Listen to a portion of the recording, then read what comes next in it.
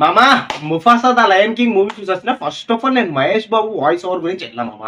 ఏమని అదిరిపోయింది even సత్యద voice over కూడా. అండ్ మన ఛానల్ని సబ్స్క్రైబ్ చేసుకోవాలంటే సబ్స్క్రైబ్ చేసుకుని బెల్ ఐకాన్ ఆన్ చేసుకుని అన్ని రివ్యూస్ చూడండి. అండ్ ఇప్పుడు మూవీ విషయానికి వచ్చేస్తే ఎంగేజింగ్ ఉంది మామ. నేను ఈ మూవీకి ఒకటి సజెస్ట్ చేయాలంటే అంటే మీకు చాలా మంది పిల్లలకి చూపించమంట, ఎందుకంటే అది చాలా ఎంటర్టైన్ అవుతారు, చాలా నచ్చుతుంది.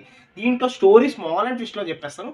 అమ్మ నాన్న ముఫాసా ఆ చిన్న రాజుగాడు ఎట్లాగా తప్పిపోయాడు అనేది స్టోరీ. అక్కడ ముఫాసా రాగానే మహేష్ బాబు వాయిస్ ఇస్తారు చూడరా, ఏమన్నా ఉందా.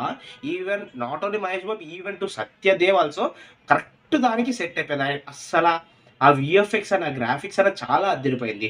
సెకండ్ హాఫ్ అయితే కొంచెం ల్యాగ్ ఉన్నట్టు అని అనిపించింది. క్లైమాక్స్ మాత్రం చాలా బాగా చూపించాడు. ఫస్ట్ ఆఫ్ ఆల్ విఎఫ్ఎక్స్ మాత్రం టాప్ నోచ్ మామ.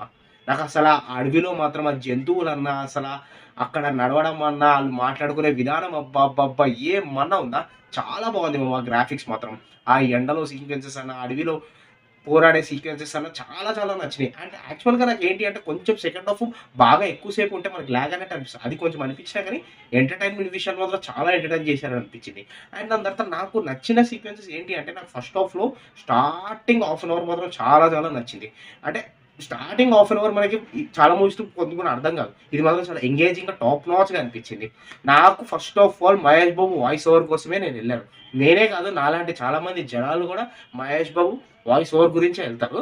సేమ్ అట్లాంటి మూవీకి ఇది $200 million ఖర్చు పెట్టారంట ఈ మూవీ కోసం.